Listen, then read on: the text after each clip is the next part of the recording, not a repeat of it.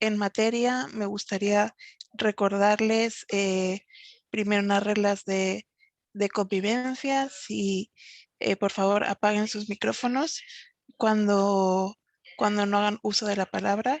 Si quieren hacer uso de la palabra, pueden levantar la mano en, en, ah, en las reacciones que encontrarán en el símbolo en la parte de abajo del, del de la pantalla, o pueden también escribir su nombre en el chat.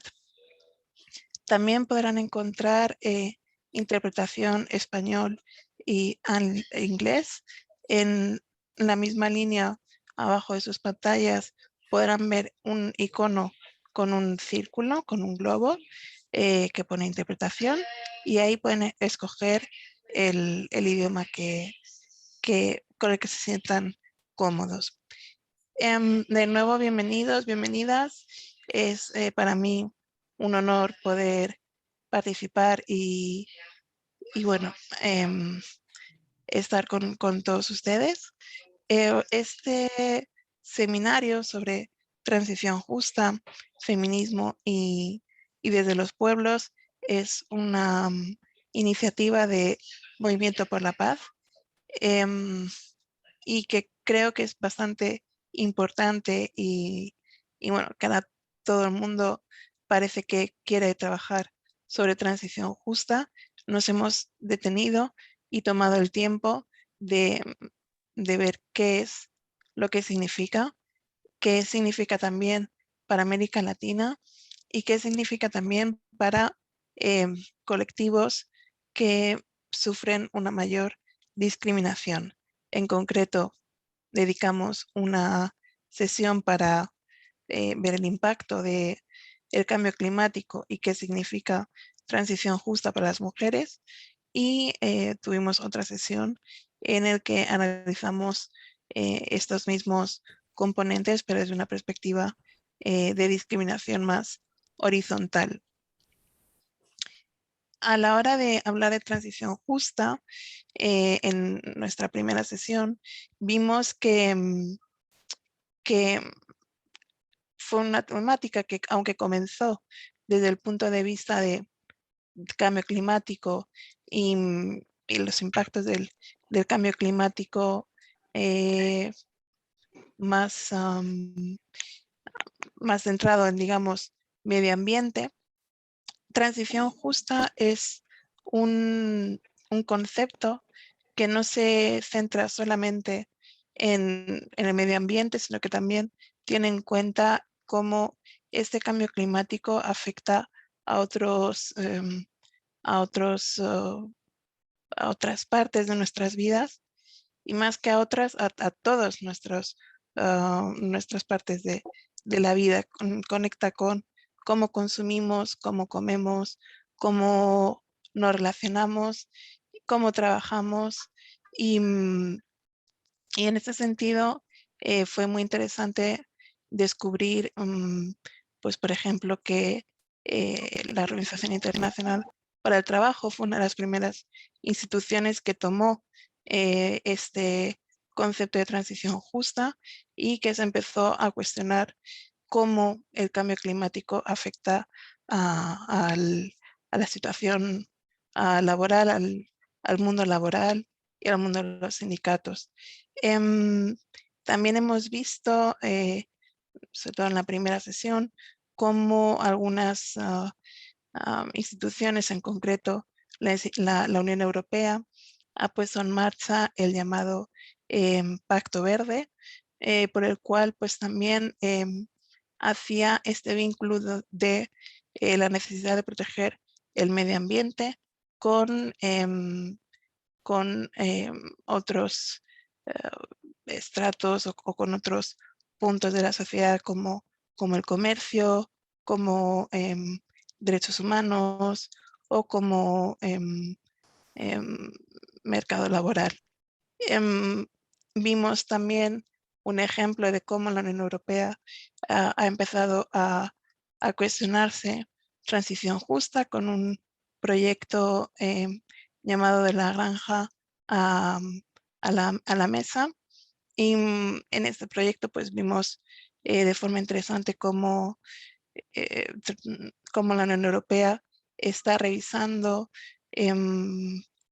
mecanismos y programas que tienen que ver con cómo se trata a la agricultura, todos los procesos que tienen que ver con seguridad alimenticia y bueno, pues y cómo ese tipo de proyectos forman parte de propuestas, de buenas propuestas hacia estas iniciativas de transición justa. En la segunda sesión fue un honor participar con mujeres defensoras de derechos humanos y defensoras de la tierra, y analizamos cómo esos modelos capitalistas habían influido y habían discriminado en mayor el número y con mayor impacto en los cuerpos, en la libertad de las mujeres, y cómo aún así las mujeres siempre han reservado y han preservado los conocimientos ancestrales relativos a la tierra y relativos al cuidado de la vida, y cómo estas mujeres han mantenido la vida en el centro de sus protestas, en el centro de sus vidas, para que, de forma que para ellas transición justa forma parte de sus vidas de una forma natural. Por último, en la última sesión, hicimos un poco más de hincapié sobre cómo cuestiones como el capitalismo salvaje ha influido a la hora de relacionarnos con la tierra, pero también con poblaciones más que pueden ser más vulneradas. Y analizamos cómo transición justa es un concepto que puede y debe ayudar a cambiar todos los conceptos que ahora creemos como normales, conceptos como las propiedades, conceptos como la economía, y cómo debemos cambiar nuestra forma de pensar para abrirnos a nuevos modelos. Hoy la sesión quiere hablar sobre cómo las diferentes instituciones y diferentes entidades deben trabajar juntos en colaboración para que este camino tenga éxito. Al fin y al cabo, transición justa no depende de una sola persona ni de una sola institución, sino que es un trabajo que debe llevarse en colaboración. Así que sin más, voy a dar la palabra a la primera persona, que es María Fernanda Rivera. Es una empresaria de Guatemala y que nos va a dar a conocer su contribución. María Fernanda, creo que estás ya en la sala. Sí, aquí estoy, muchas gracias. Bienvenida. Aquí estoy. Voy a pedirle a Vero que en cuanto pueda me ayude con la proyección de la presentación, pero mientras tanto voy a aprovechar para presentarme y agradecer mucho por la invitación, que me parece un espacio muy importante, no solo para las mujeres, sino también para que todos comprendamos lo que sucede en nuestras economías y en términos de desarrollo, cuando simplemente casi el 50% no se toma en cuenta, y en este caso ese 50% son pues las mujeres. No podemos funcionar de esa forma. Entonces, mi nombre es María Fernanda Rivera Dávila, soy guatemalteca, soy ingeniera agrónoma y he trabajado en diferentes instituciones, tanto nacionales como de cooperación, y también he trabajado con la iniciativa privada, y nosotros de forma pues familiar siempre hemos tenido también algunas empresas ligadas a agroindustria, que es procesamiento de alimentos básicamente, y ahora el que ustedes están viendo en pantalla, gracias Vero, es la más nueva marca que tenemos en el mercado, que es un licor de cacao y que surgió a partir de una serie de observaciones para que el ser humano pueda ir desarrollándose en mejores sociedades, pues tiene siempre que haber una incomodidad. Si yo estoy muy cómoda, si yo estoy muy tranquila, como estoy, entonces yo no voy a buscar ningún cambio ni voy a querer hacer ninguna innovación. Así es que toda innovación y toda pues, mejoría en nuestros entornos normalmente está ligada a la observación y a la incomodidad. Y Mil Alas no es la excepción. ¿A qué me refiero? Nosotros tenemos en la finca 54 años de tener una escuela primaria que le da servicio a 5 aldeas y 2 colonias que están cercanas al lugar donde está la finca. Recibimos, antes de la pandemia, recibíamos 1000 niños, 600 en la mañana y 400 en la tarde, de estas aldeas que les estoy comentando, que estaban muy cercanas. Entonces nos permite también poder ver cómo están nuestros vecinos e interesarnos por cómo qué es lo que está pasando en su economía, qué es lo que está pasando en su salud. Y para nosotros en Guatemala, lastimosamente, el peor indicador que tenemos, y es el más vergonzoso y el que de primero deberíamos de estar trabajando, es el de la desnutrición crónica y por supuesto la aguda. En Guatemala, más del 47% de la niñez abajo de 5 años sufre o padece de desnutrición crónica. Y eso, sencillamente, no hay otra forma de decirlo, es una cadena perpetua a la que se les está condenando a estos niños y niñas. Según el área del país en donde estén, estos números pueden llegar hasta el 80 y tantos %, y muchísimo ligado también a que la mayoría son mujeres. En algunos hogares se escoge a quién se le da alimento porque hay pues poco alimento y poca perspectiva de trabajo. Se le da a los niños porque se tiene la creencia de que como tienen que trabajar en campo, tienen que estar más fuertes, y entonces simplemente se destinan estos recursos a los varoncitos. Ahí ya estamos hablando de una desigualdad de género que la verdad es que lo único que se puede hacer es buscar cómo influir, aunque sea en los espacios más cercanos, en que esto sea un cambio. Pero podemos cambiar a la siguiente imagen.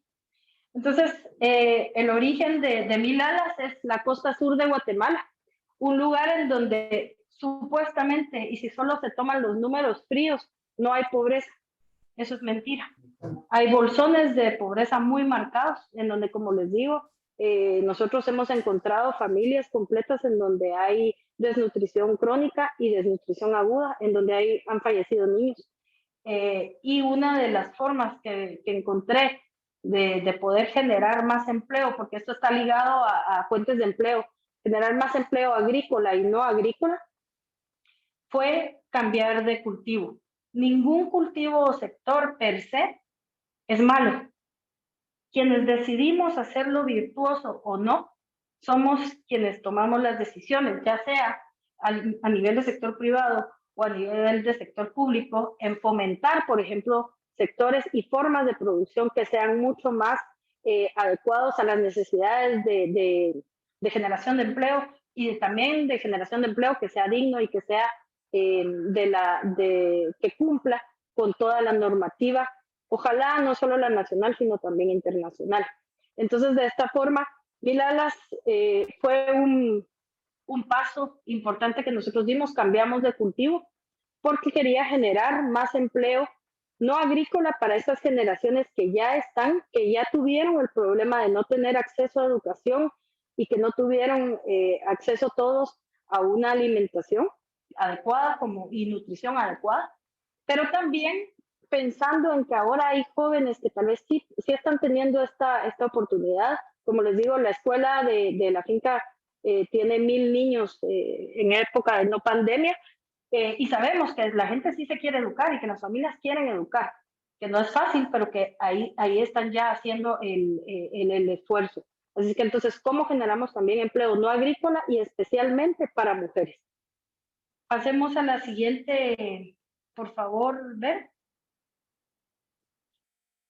La diferencia que tiene Milalas es que nosotros nos concentramos en que sea un producto de la mayor calidad. Y para esto, pues, hubo una serie de inversiones en conocimiento, pero también en transferencia de conocimiento a pequeños productores, porque la idea del proyecto no es nada más que se procese la producción nuestra, sino la producción de pequeños productores y productoras también. Y por eso la plantación fue diseñada para que sean pequeños lotes en donde se demuestre que puede ser rentable y a la misma vez también generar seguridad alimentaria y nutricional para las familias que tienen pues parcelas muy pequeñas, o también para fincas pequeñas y medianas que quieran ser parte de los proveedores. Pero aquí lo más importante es que con calidad la rentabilidad de Milalas no está en aplastar los precios a costa de otras personas, sino que nosotros pagamos un precio base y aparte de eso pagamos 3 bonos. Uno, por el cumplimiento ambiental, el segundo, por el cumplimiento social y el tercero, por asociatividad. O sea, nosotros privilegiamos productores que dicen, sí, yo quiero asociarme a la asociación de cacao que ellos decidan, ellos y ellas, y que ingresen a nuestro pool de proveedores. Estamos manejando todo con agricultura de contrato y también con facturaciones, etcétera, que después ellos puedan utilizar para poder acceder a créditos por si quieren crecer en sus plantaciones y también pues tener mejores producciones para poder invertir. Así es que cada vez que una persona compra una botella de Milalas, está apoyando a estos proveedores de cacao y también a las personas que están empleadas bajo la parte industrial. Vero, te agradezco si me das la siguiente, por favor.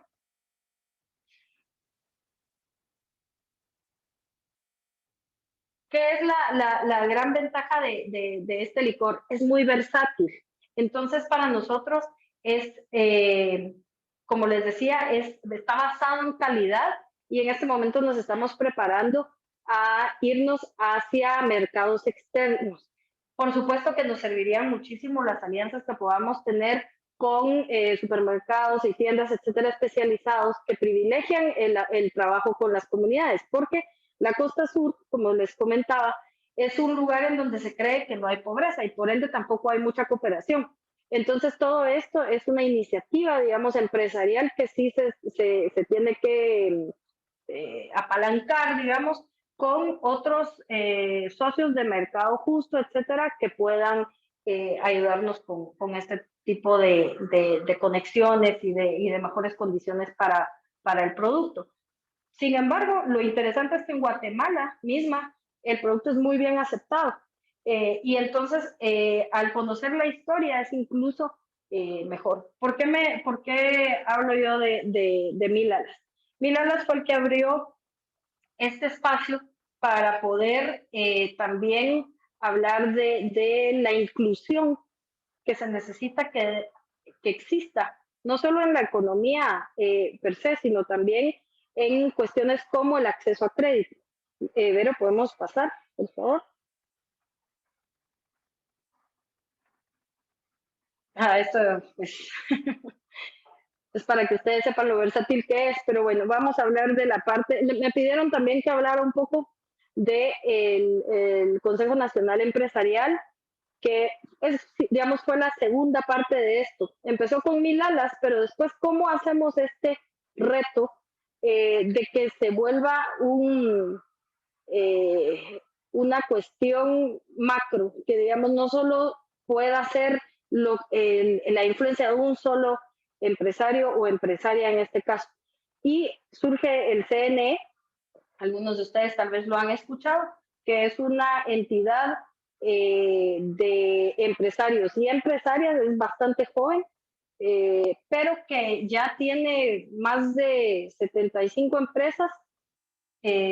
¿Hacemos esas? Ajá. Ahí estamos. Muchas gracias, Vero. Tiene 75 empresas ya como socias y tenemos de todos los tamaños. Tenemos cooperativas de ahorro y crédito. Tenemos también empresas muy grandes, por ejemplo, Duolingo. Tenemos también a empresarios jóvenes que están poniendo a disposición de más personas. Es uno de los proyectos que tiene el CNE, herramientas como FinTech, que es toda la parte de acceso a crédito, pero con herramientas modernas, ¿verdad? Porque ese es un problema en Guatemala, el acceso a crédito, y sobre todo para mujeres, porque en Guatemala la mayoría de mujeres no son dueñas de las garantías hipotecarias necesarias para poder ser ni siquiera interesantes para un crédito. Hay un proyecto que se dedicó a apoyar empresas pequeñas, es un proyecto de USAID, el proyecto SEO, y ellos me estaban contando que, por ejemplo, hay una emprendedora que ahora es exitosísima. Ella no podía acceder a un crédito porque es mujer, porque es muy joven y porque es soltera. Entonces son cuestiones que a veces pueden parecer muy lógicas, pero en Guatemala todavía suceden. Como les decía, nuestra línea de pensamiento en el CNE es simplemente la economía como está en Guatemala realmente no funciona, al menos no funciona para la mayoría. ¿Por qué? Porque los negocios y las empresas no pueden desarrollarse en medio de un ambiente que está cundido de corrupción. Y que es uno de los estandartes y los baluartes que nosotros pues defendemos y que debemos de continuar con la lucha anticorrupción. Además de esto, pues realmente la economía en Guatemala es racista, hay que decirlo, es clasista y además, francamente, es misógina. Y por eso es que nosotros sí hacemos un voto de revisar nuestros privilegios y sobre todo que no existan privilegios obstructivos. O sea, que yo no bloquee a alguien más en su producción por cubrirme yo, ¿verdad? Y hacer pues este análisis que puede ser muy incómodo, incluso hasta nos puede dar vergüenza, pero que la verdad necesitamos hacerlo para que la economía sea moderna, que sea fuerte y que sea inclusiva. Aquí hay un tema más que es Te la quedan 2 banca. minutos, Mafer. Muchísimas gracias. Gracias. Y aquí tenemos que hablar de cómo fomentamos que las industrias sean mucho más dinámicas y que no caigamos en estar en los bienes no transables que no generan suficientes empleos y que caigamos en algo conocido como el mal holandés. Y también pues que los bancos del sistema no tienen ningún aliciente para dar crédito y menos para mujeres como estábamos hablando ahorita, porque están muy cómodos haciendo transacciones de tesorería, solo comprando bonos del Estado, porque en Guatemala está prohibido por ley que sea el Banco Central quien lo haga, y eso nos convierte en un país en el que la parte financiera es la menos inclusiva de todas. Así es que pues yo les agradezco muchísimo por la atención que me han puesto y si no me van a cortar el micrófono por no acatar los tiempos. Muchas gracias. Muchas gracias a ti, Mafer, no te preocupes. Cortarte no te corto, pero sí que me toca recordar un poco el tiempo. Gracias por tu presentación y bueno, recuerdo que pueden ya poner preguntas en el chat y al final de las ponencias tendremos nuestra sesión de preguntas y respuestas. Y doy la palabra ahora a un momento, a Carlos Fuentes González. Él es licenciado Administración de Empresas y técnico del programa Gestión de Riesgo y Desarrollo del Instituto Privado de Investigación sobre Cambio Climático. Tiene más de 10 años de experiencia relacionada al manejo de emergencias y ahora mismo está colaborando con la Coordinadora Nacional para la Reducción de Desastres. Es facilitador certificado por la Secretaría Ejecutiva de CONRED y en proceso de organización y acreditación de CONRED también. Te doy la palabra, Carlos. Muchísimas gracias. Muy buenos días. Me llamo Francisco. Me pusieron Carlos, pero no me molesta. A la orden. Discúlpame. No hay problema. Francisco. Me gustó el nombre Carlos. Carlos Francisco. Muy buenos días a todos y todas. Para nosotros es un gusto poder presentarles el día de hoy nuestra experiencia bajo la línea de alianza público-privado relacionado directamente a lo que nosotros como programa trabajamos, que es la gestión integral de riesgo de desastres. El Instituto Privado de Investigación sobre Cambio Climático es una institución apolítica, no lucrativa, y nos dedicamos mucho a desarrollar investigación, pero también investigación aplicada para poder trabajar en procesos de mitigación y adaptación a la variabilidad climática de la zona. Somos financiados por el sector azucarero de Guatemala. También uno de nuestros socios es la Asociación Independiente de Productores de Banano, APIB, y desde el 2019 tenemos ya operaciones en El Salvador. Estamos trabajando con el Grupo CASA, que es la Asociación Salvadoreña de Azúcar.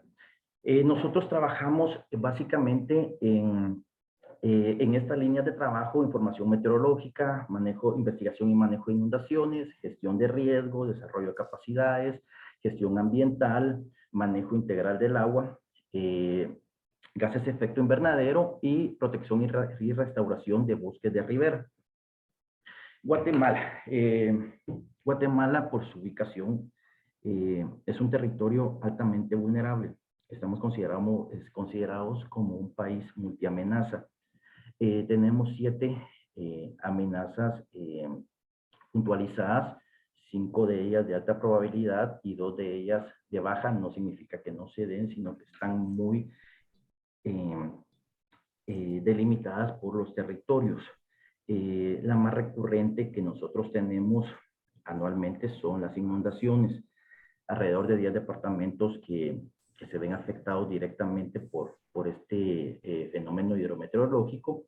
Sismos, tenemos 3 placas principales y fallas internas. 2 departamentos únicamente de los 22 que conforman el país no presentan este tipo de actividad geológica. 20 directamente relacionados a los movimientos tectónicos. Tormentas, todo el territorio. Erupciones volcánicas, 7 departamentos. Y esto ya nos da un panorama de las condiciones locales. Y a esto le agregamos toda esta dinámica social. Obviamente tenemos un panorama de riesgo bastante alto y crítico para nuestro país. En el último informe de ranking de riesgo, en el 2020, nos ubicamos ya en el país número 10 con mayor probabilidad de sufrir los impactos de fenómenos, pero también tener una baja capacidad para poder hacerles frente, dar respuesta y rehabilitar. Condiciones muy complejas para el país. Y si vemos la gráfica, si quitamos los primeros 9 lugares, que son islas, Guatemala se convierte en el país continental número 1 con este alto nivel de riesgo de vulnerabilidad a sufrir el embate de un evento de gran magnitud. En 2017 se trabajó un índice de riesgo municipal que midió a través de 29 indicadores tres ejes directamente: riesgo y exposición, vulnerabilidad y también capacidad de respuesta. Todo esto a nivel municipal. Obviamente, con esto se pudo identificar las áreas con mayor deficiencia, digamos. Somos un país con exposición, un país con vulnerabilidad, pero no hemos trabajado en fortalecer las capacidades que van a reducir drásticamente los efectos de cualquier tipo de evento por fenómeno natural. Y también tenemos que ser claros que en la parte productiva, no solo la población se va a ver afectada por este tipo de situaciones. Obviamente, también se van a ver impactadas las operaciones, pero esto paralelo tiene un impacto en la economía de todas las personas, todos los colaboradores que trabajan en el sector agroindustrial del país.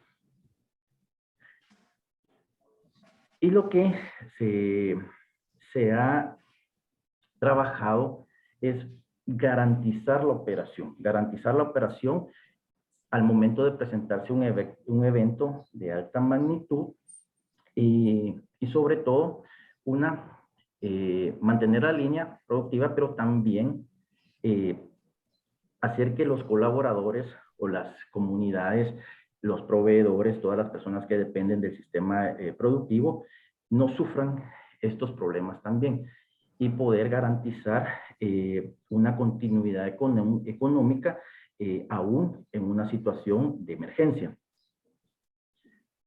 La alianza público-privado es un sistema de colaboración entre los sectores consensuados, donde aportamos conocimiento, recursos, insumos, tecnología,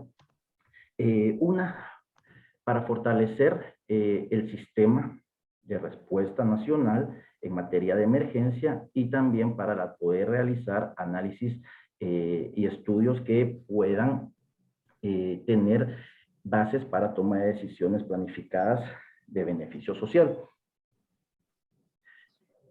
Inicialmente se veía el tema de la gestión de riesgo de manera interna, pero a través del enfoque de las alianzas público-privados, ahora nosotros vemos este panorama mucho a lo externo. Vemos el territorio como uno solo y los trabajos se realizan y las intervenciones de la misma manera.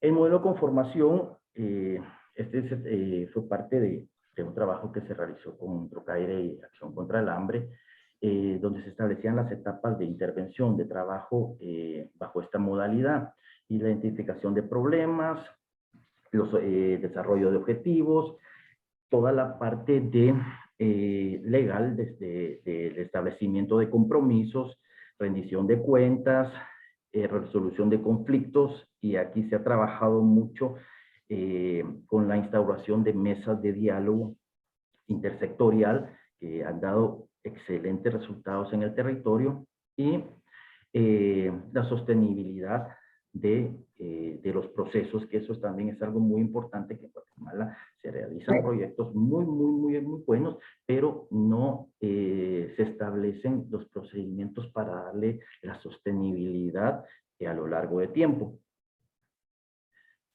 Hemos trabajado mucho de la mano con la Coordinadora Nacional para Reducción de Desastres, sobre todo en el manejo de emergencias, como un componente dentro de toda esta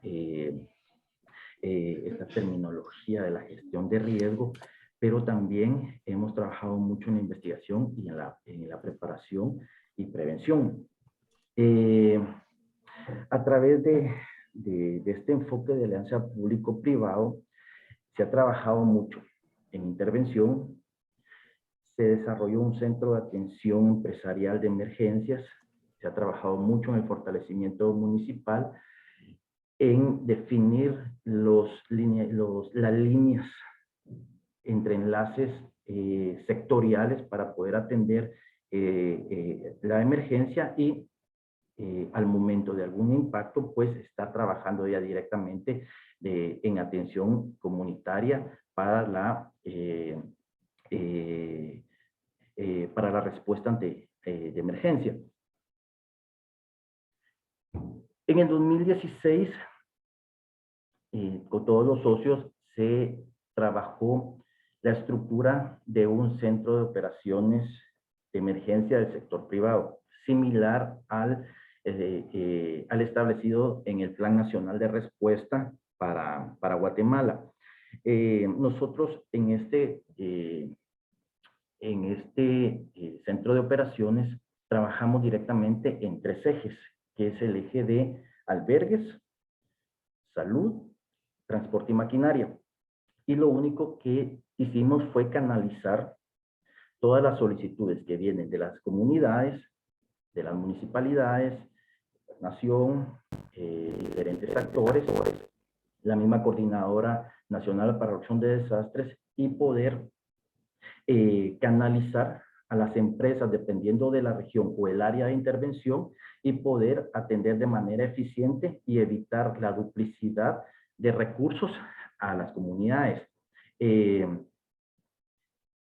Y dentro de los resultados, a través de esta línea de trabajo, uno de los problemas muy fuertes que se tuvieron para la costa fue el problema del agua. Pueden ver acá el cauce menor del río Madre Vieja en el 2016, completamente seco. Y esto lo que permitió fue que como sectores se trabajaran en mesas de diálogos, incluyendo a todos los usuarios dentro de las cuencas del río Madre Vieja, Chihuate, Ocosito y Los Esclavos, bajo el acompañamiento de gobernación departamental, empresas locales, municipales, las ONGs y sobre todo la intervención comunitaria que ha sido vital en esto, y se ha logrado recuperar la corriente de ríos. Desde 2016 se ha mantenido el monitoreo de caudales, la reforestación de bosques de ribera y sobre todo usar el diálogo al momento de algún tipo de conflicto. Se tienen puntos de monitoreo.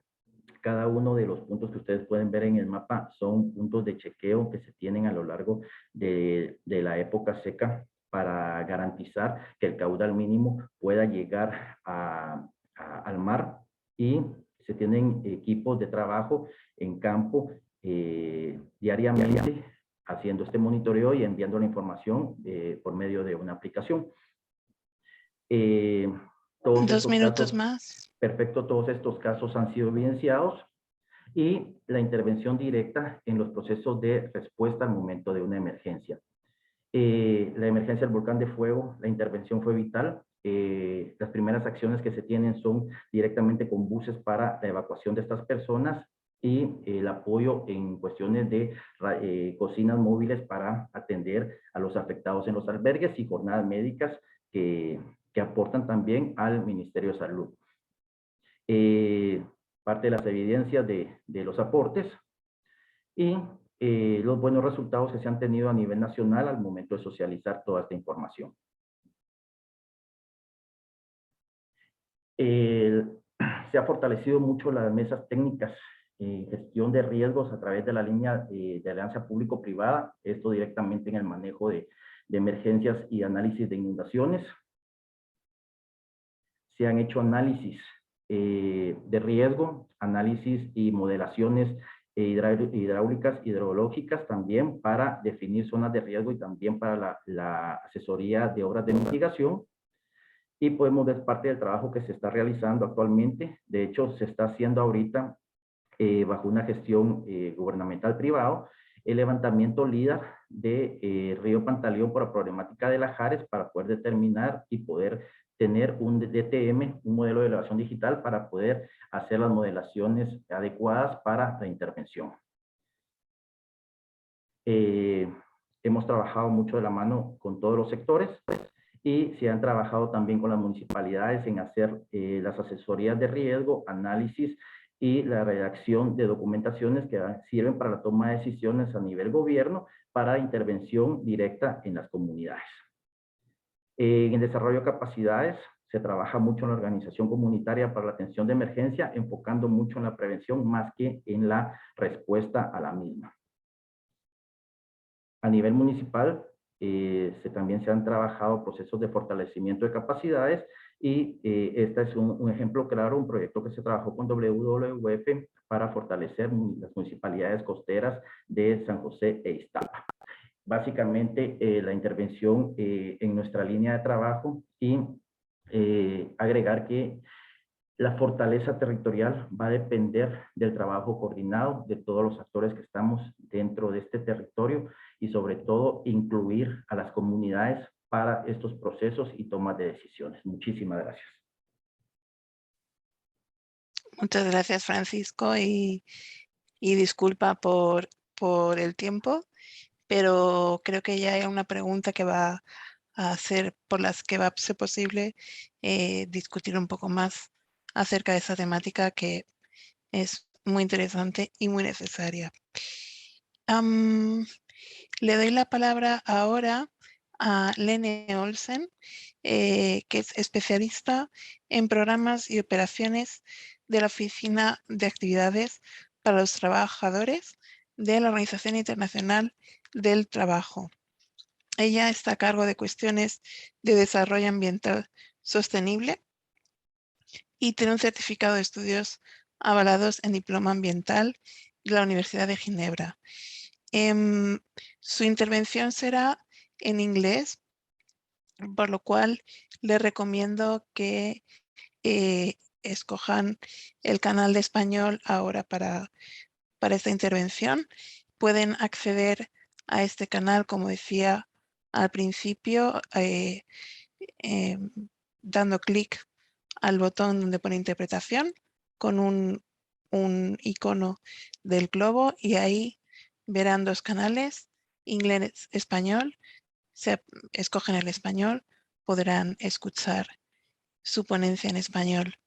Y Lene, I think you are around here. Are you still with us, Lene? Yes. Yes, thank you, Alba. I was waiting for the interpretation to come through, and I'm really sorry that I will not be able to talk to you in Spanish, but I'm very happy that we have interpreters that can facilitate that for me. So before talking about the role of the ILO and its constituents for a just transition, I would like to ask a question to all of you. Because what just transition are we really talking about? This is important to ask ourselves because there are many views about this transition. As you mentioned in your introduction, Alba, and in an ILO perspective, a transition is not only just if it takes into account the environmental aspect, but also the economic and social dimensions of the transition. So, and this is very much the old sustainable development concept described in 1987 by the Brundtland Commission report that says development that meets the needs of the present without compromising the ability of future generation to meet their own needs. So it's in a way it's not a new concept, just transition, but a renewed concept, I would say. So why is this important?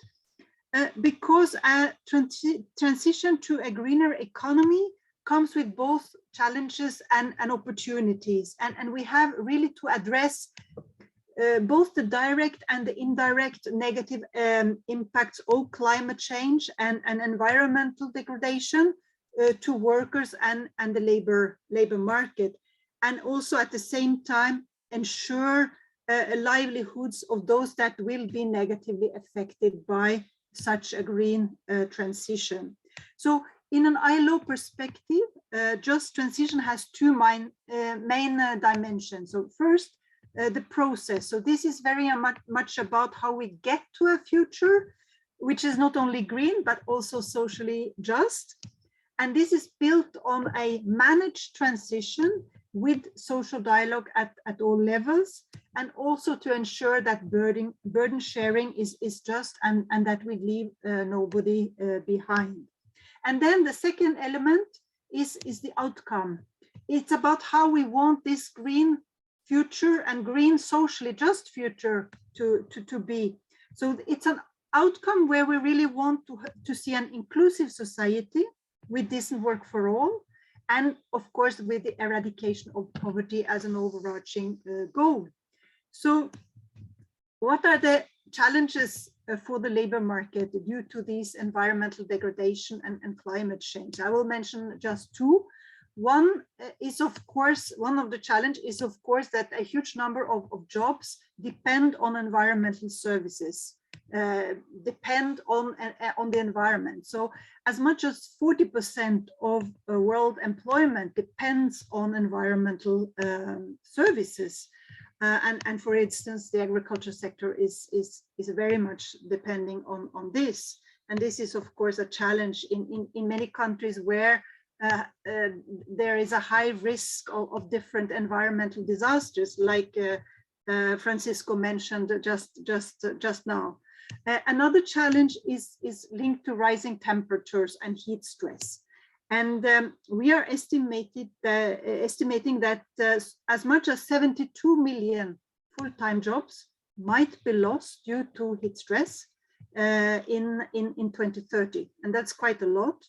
And that's if we are counting with an increase of 1.5% degrees Celsius by the end of the 21st century. And of course, here also agriculture workers will be a lot affected, mostly affected, since the nature of this work is mainly happening outside. Fortunately, there are also, I would say, opportunities linked to the transition for jobs. For instance, we are estimated that we might create 80 million jobs, for instance, if we achieve sustainability in the energy sector. And that means it includes, for instance, shift towards renewables, also greater energy efficiencies of the energies that we are using, the adoption of, for instance, electric vehicles, and also in construction work, where we can have also a greater energy efficiency in buildings, for instance. The circular economy might also create more jobs. We're estimating that almost 6 million jobs could be created by moving to a model which includes recycling, reuse, remanufacturing, but also the rental and programmatic longer durability of certain goods. So for all these reasons, the ILO has a crucial role to play in working for a just transition. And as you might know, the ILO is a tripartite organization, not only having governments as members, but also representatives of employers and workers' organizations. And we are working with these to ensure that the transition is just, and most importantly, that all these constituents are involved in this work through social dialogue. And we have two sets of tools which are really useful in the transition. One is the ILO guidelines for a just transition, adopted in 2015 by a tripartite expert group, and then our body of international labor standards that we have developed for the world of work since our creation in 1919. I'll focus a little bit on the guidelines because they are really providing practical orientation to governments, employers, and workers' organizations, and how they can formulate and implement a policy framework for a just transition, of course, in accordance with national circumstances and priorities. And the objectives of these guidelines can be described with, I would say, 3 P's in English: planning, participation, and poverty alleviation. So planning, because we know that the transition will have huge impact on jobs and workplaces. So we do not want to close down polluting industries from one day to another without really having a plan in place to ensure that workers in those industries that might be affected could, you know, be supported through, for instance, social protection measures, skills upgrading, or early retirement schemes, etc., etc. And also that the new green industries are set up or established in those communities where you might see, you know, redundancies. And secondly, as I said, participation is important. Participation by the world of work, by governments, workers, and employers organizations through social dialogue. And for us, social dialogue is really a precondition for a just transition. And particularly, we want to see the social partners also being involved in not only developing, but also implementing and monitoring the nationally determined contribution of the Paris agreements. And finally, just transition is, of course, also about poverty eradication, that we are leaving no one behind, that we want to see working and living conditions improved, and we want to have decent work. So these guidelines are really important, and I could mention three arguments why they are important. It's urgency to address climate change, and we need a global definition on just transition, and we also need a human-centered approach, as I have already referred to. Urgency, because we are heading towards a temperature rise in excess of 3% in this century, if we are not, you know, stepping up our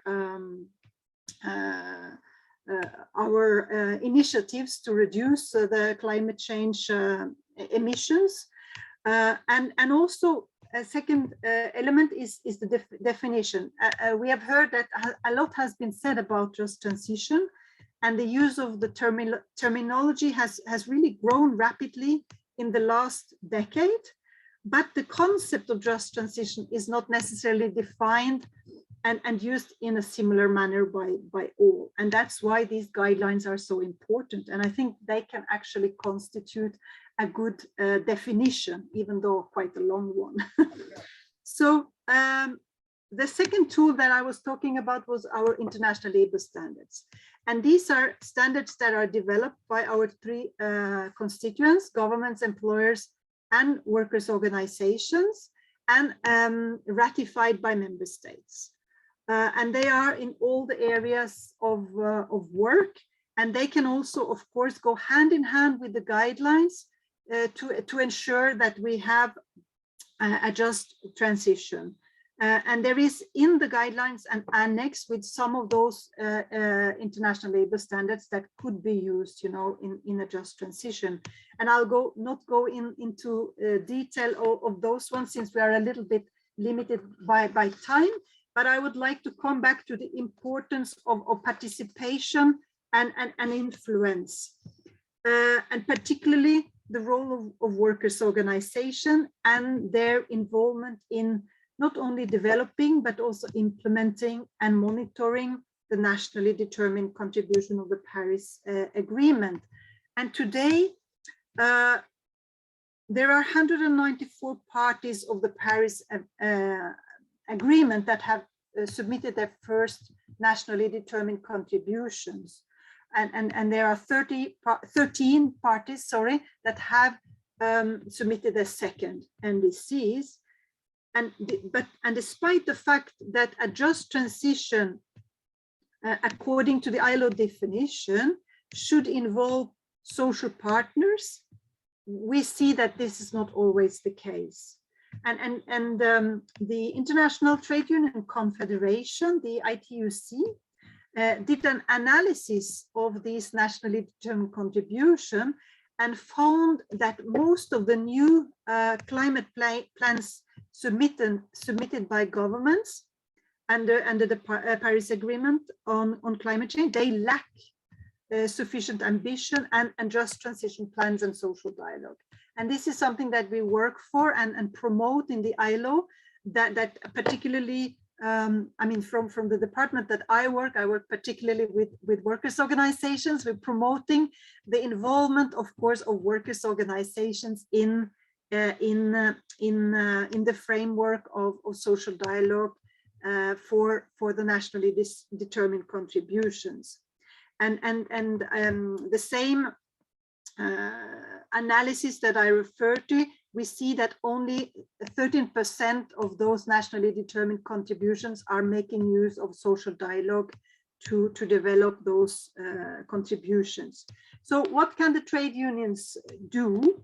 Well, first of all, I think they have to be proactive and build just transition strategies for the future, and reaching out to new groups, also organizing workers in new so-called green jobs. That would be important. And be involved at all levels through social dialogue at national levels, as I have referred to in relation to the nationally determined contribution, but also at workplace level. Our first intervention today with Maria Fernandez talked about the workplace level. And that's also a level where workers and employers together can, you know, greening specific workplaces, make specific workplaces more environmental friendly, like for instance, reducing energy consumption and manage waste, for instance, some examples. Also build coalitions that Francisco was talking about. That is also important, that workers build coalition, of course, with employers, but also with civil society organizations. And I think Francisco had some good examples to show us on that. And of course, develop more future-oriented, innovative approaches. And I think we have seen, particularly during COVID-19, how unions worldwide have really been able to reach out to new groups of workers, I would say often in the informal economy, to provide new service to workers on occupational safety and health, and also to organize. And I will find, I'll finally encourage all of you who are listening to actually use the ILO guidelines to promote democratic participation in this decision-making, and also the international labor standards relevant for this, particularly Convention 87 and 98 on right to freedom of association and collective bargaining, and make sure that we use the tools that we have, not only for labor policies, but also in relation to environmental and climate policies. Thank you, Alba. I'm sorry, I was a bit long. Thank you very much. Gracias por la presentación, por la perspectiva de la Organización Internacional del Trabajo, y pasamos a la intervención con Silvia Vilar. Ella es profesora de la Universidad Jaume I de Castellón de la Plana desde el año 2013. Es doctora en Derecho por la Universidad Jaume I y doctoranda en Bioderecho por la Universidad de Murcia. Te doy la palabra y gracias por estar aquí. Hola, muy buenos días a todos. Efectivamente, mi nombre es Silvia Vilar y soy profesora de Derecho Privado tanto en la Universidad Jaume I como en la Universitat Oberta de Cataluña, ambas en España. En primer lugar, quería dar las gracias a Movimiento por la Paz y a la Red Solidar, en especial a Marisol, por haber contado conmigo para participar en este interesantísimo seminario, que no podría ser más oportuno. Quería agradecer también a Alba por su presentación y manifestar también que para mí es un verdadero honor poder compartir mesa con personas tan ilustres y que colaboran de forma tan activa en la promoción y protección de los derechos humanos. De hecho, estoy deseando colaborar con el proyecto de Maffer y comprar el licor de cacao Mil Alas. Me ha parecido una interesantísima propuesta. También me ha parecido muy interesante la presentación de Francisco sobre el Instituto Privado de Investigación sobre el Cambio Climático y, como no, la exposición de Lene Olsen sobre la labor de la OIT en relación con los retos de la transición justa, en especial por lo que respecta al ámbito y actores sociales. Mi más sincera enhorabuena a todos. Quería empezar diciendo esto. También quiero saludar a todos los presentes y espero que mi intervención sea de su interés. Pues bien, entrando ya en materia, de entre los temas a tratar en la sesión de hoy relacionados con la transición justa y como representante de la academia, yo voy a hablarles sobre algunos de los principales mecanismos existentes en el plano internacional dirigidos a reforzar la responsabilidad social corporativa de las empresas y que permiten velar por el impacto que la labor de estas, especialmente las grandes multinacionales, puede suponer en los derechos humanos y en el medio ambiente.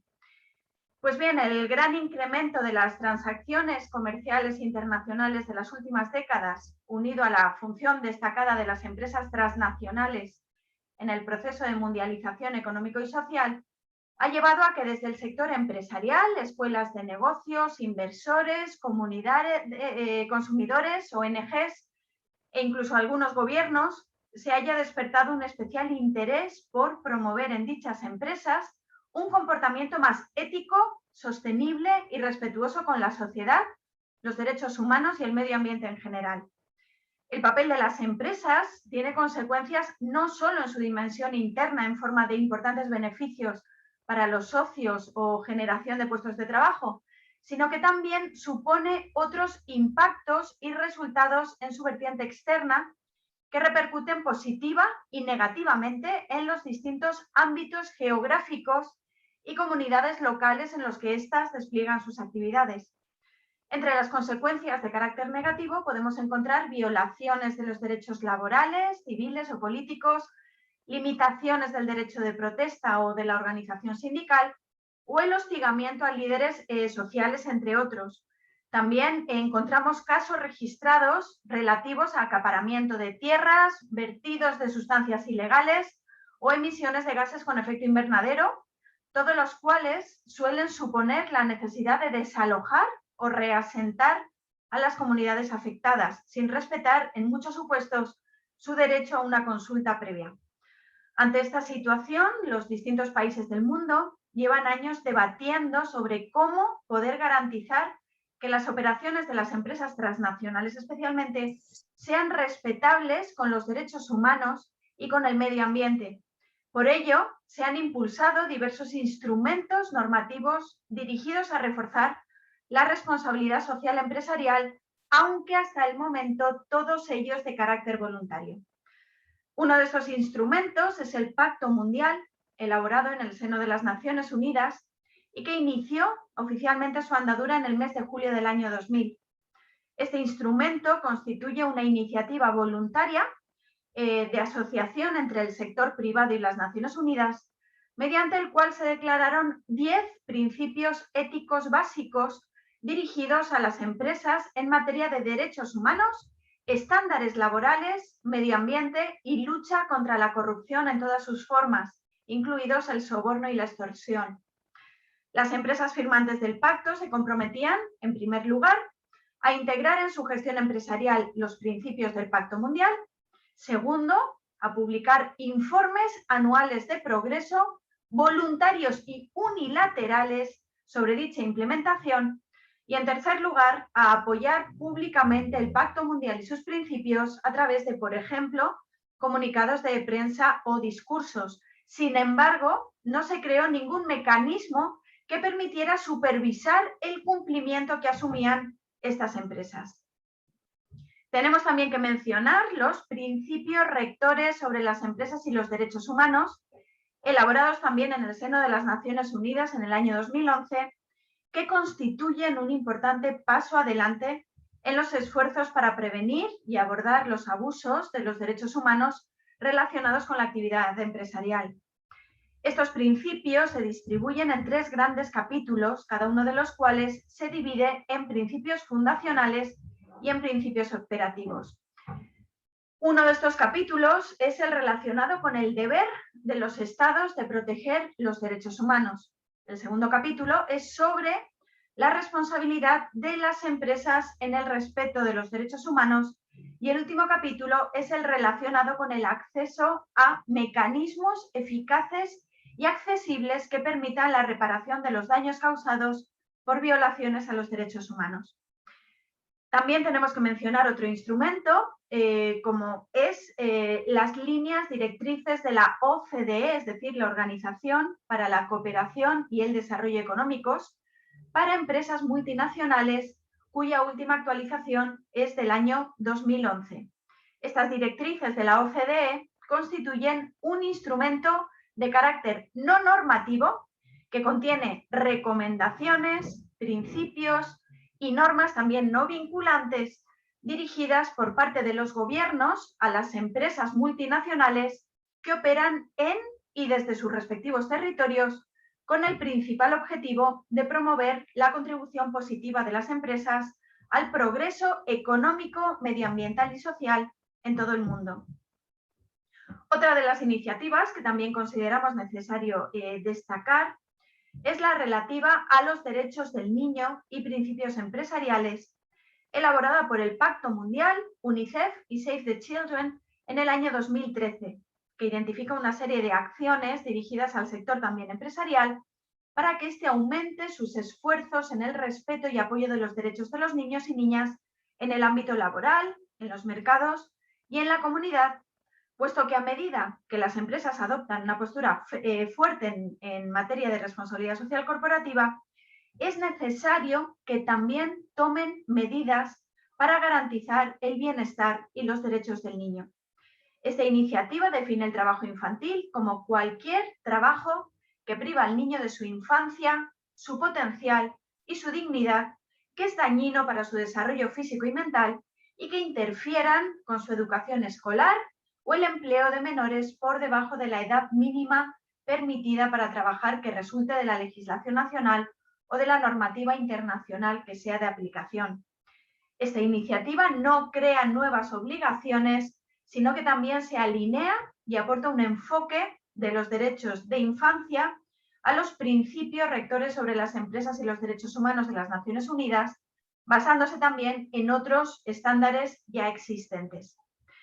Con respecto a la declaración tripartita de principios sobre las empresas multinacionales y política social de la OIT, tan solo diremos que se trata también de una declaración de naturaleza no obligatoria dirigida a gobiernos, trabajadores y empleadores y cuyo contenido se limita materialmente al ámbito social y laboral, sin hacer referencia, por ejemplo, a estándares medioambientales.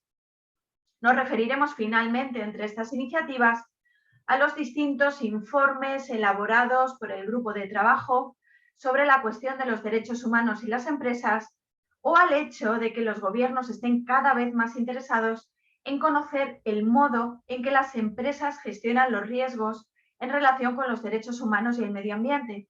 Aunque, como se afirma, entre otros, en un informe del grupo de trabajo sobre la cuestión de los derechos humanos y empresas de 16 de julio de 2018, se sigue advirtiendo la necesidad de reforzar el liderazgo e influencia de los gobiernos estatales, así como que estos intensifiquen sus esfuerzos en la protección de los derechos humanos mediante medidas que promuevan mejores enfoques preventivos y que vengan acompañadas de los avances jurídicos necesarios que permitan fortalecer el acceso a las vías de reparación pertinentes a través de procedimientos de reclamación tanto judiciales como extrajudiciales. En definitiva, pese a que la responsabilidad social empresarial supone un compromiso social de las empresas con respecto a los derechos humanos, dicho compromiso tiene a día de hoy solo carácter voluntario, lo que no es suficiente de cara a una efectiva protección de los derechos humanos. Por ello, la comunidad internacional es consciente de la necesidad de implementar estándares obligatorios dirigidos a las empresas en el marco de derecho internacional público que permitan exigirles responsabilidad jurídica en caso de vulneración de los derechos humanos. La sociedad internacional cada vez está más convencida de que ni la adopción de iniciativas voluntarias ni los escasos textos de carácter internacional que atribuyen algún tipo de responsabilidad directa a las empresas, ni la implementación de medidas a nivel tan solo nacional, son suficientes para regular las conductas de las empresas, especialmente sus actividades transnacionales. En este contexto, en el año 2014, el Consejo de Derechos Humanos de las Naciones Unidas aprobó la resolución 26/9, por la que estableció un grupo de trabajo intergubernamental de composición abierta con el mandato de elaborar un instrumento jurídicamente vinculante para regular las actividades de las empresas transnacionales y otras empresas en el derecho internacional de los derechos humanos. A estos efectos, el referido grupo de trabajo presentó en el mes de julio de 2018 ante el Consejo de Derechos Humanos de las Naciones Unidas el conocido como borrador cero o Zero Draft, que contiene el boceto inicial del que podría convertirse en dicho primer instrumento legalmente vinculante, así como también un borrador del protocolo adicional al tratado. Este borrador ya ha sido revisado en 2 ocasiones en los años 2019 y 2020. En definitiva, habrá que confiar en que los Estados miembros de los países más industrializados, pese a las presiones que recibirán por parte de las grandes transnacionales y de organismos afines al sector empresarial, decidan impulsar este instrumento vinculante, otorgando prevalencia a la protección de los derechos humanos en el ámbito internacional frente a los intereses particulares de las empresas transnacionales y su capacidad para influir en las políticas públicas e incluso en los tribunales arbitrales que utilizan en defensa de sus derechos para con ello terminar de una vez por todas con la impunidad de que gozan estas grandes transnacionales y asegurar el acceso a la justicia a las personas y comunidades que vean lesionados sus derechos.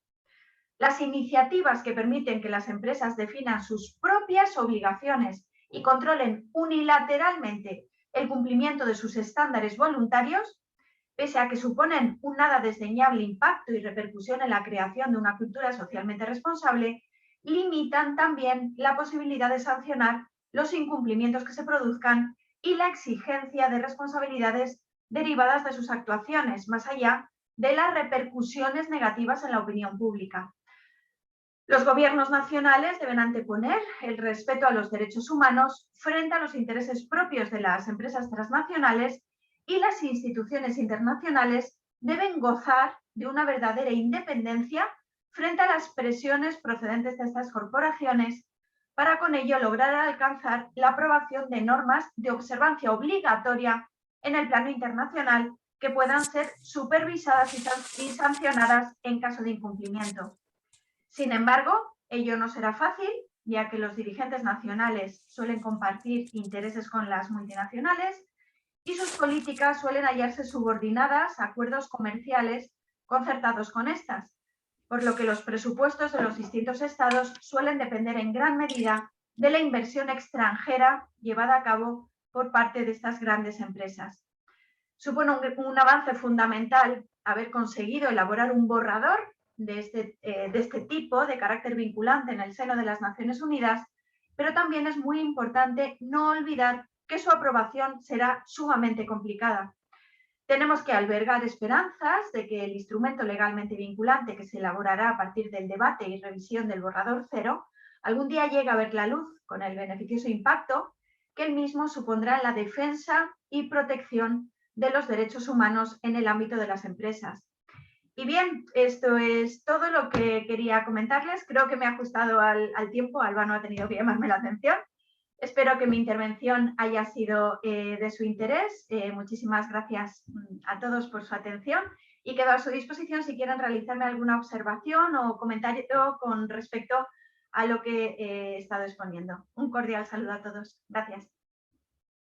Muchas gracias, Silvia. Muchas gracias por esta gran presentación muy metódica y muy detallada y muy necesaria también.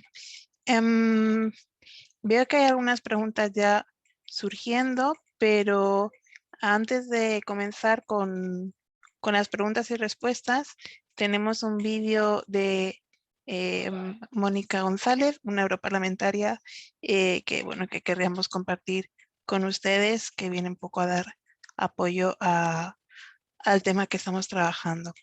Entonces, voy a compartirlo con ustedes.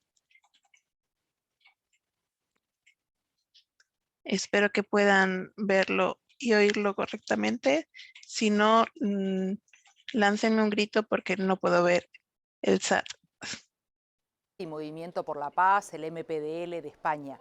Gracias por invitarme a este interesante seminario sobre la transición ecológica y justa y feminista en Latinoamérica, especialmente en la sesión sobre la transición justa para los colectivos en situación de vulnerabilidad, que como bien sabéis es uno de los temas en los que estuve y estoy volcada desde el Parlamento Europeo. Lamentablemente hoy no puedo estar físicamente con ustedes, dado que me encuentro en una misión de observación electoral fuera de Europa, pero no quería dejar pasar esta oportunidad de aquí y de alguna manera estar con vosotros. La terrible pandemia que vivimos paralizó casi todo, pero no el cambio climático y sus efectos.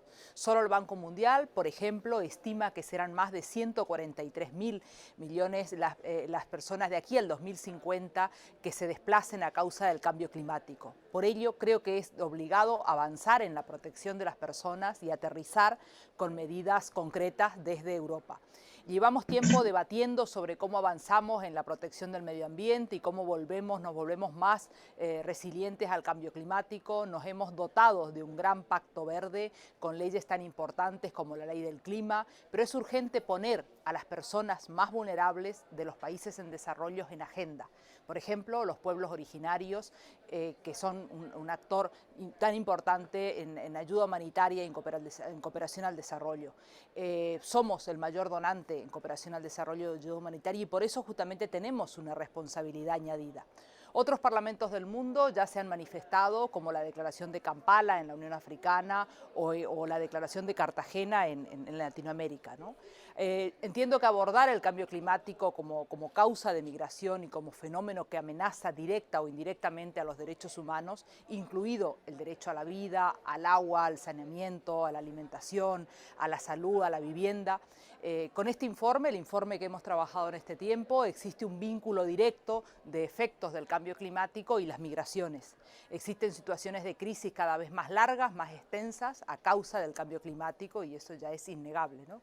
Debemos desarrollar, por lo tanto, la dimensión exterior del Green Deal y apoyar a los países socios desde un enfoque de socios para mitigar y frenar los efectos, ¿no? Las sequías, las inundaciones, los huracanes, esto que tanto sabemos en Latinoamérica y sobre todo en el Caribe, están detrás de muchos de los conflictos que ocasionan crisis humanitaria. En el informe que trabajé hemos hablado de justicia climática, que son justamente los países que menos han contribuido al calentamiento global, son los que más están padeciendo sus efectos y son los menos preparados para mitigar su impacto, y la población más vulnerable, como son por ejemplo los pueblos indígenas, entre los más afectados, ¿no? Esto podríamos situarlo en Latinoamérica, en lo que es todo el corredor seco de Centroamérica o el Caribe, azotados por constantes huracanes, tormentas y lluvias interminables, ¿no? Proponemos, por lo tanto, una estrategia global y pedimos a la Comisión una comunicación que incluya a tiempo, creo que estamos a tiempo ahora en la programación del INDICI, esta comunicación que pedimos debe incluir obviamente una política climática, aumentar la financiación internacional de compensación de daños. En definitiva, lo que queremos es reforzar el mecanismo de Varsovia, tal como lo exigieron los países en desarrollo en la pasada COP26 de Glasgow, o los reclamos bien justificados por parte, por ejemplo, de la provincia de Misiones en Argentina, que ofrece un carbono neutro, o las zonas del Gran Chaco, el límite de Paraguay, Bolivia y Argentina, que están dando ejemplos de cómo proteger el clima y cómo crear esa resiliencia, ¿no? Pero necesitan nuestra financiación. Aumentar el apoyo, también pedimos que se aumente el apoyo financiero a la prevención y a la preparación para casos de desastre. Debemos seguir los acuerdos del marco de Sendai y en particular a los pequeños estados insulares en desarrollo, algunos que van a desaparecer, como por ejemplo el estado de Kiribati, ¿no? Cerca de Nueva Zelanda.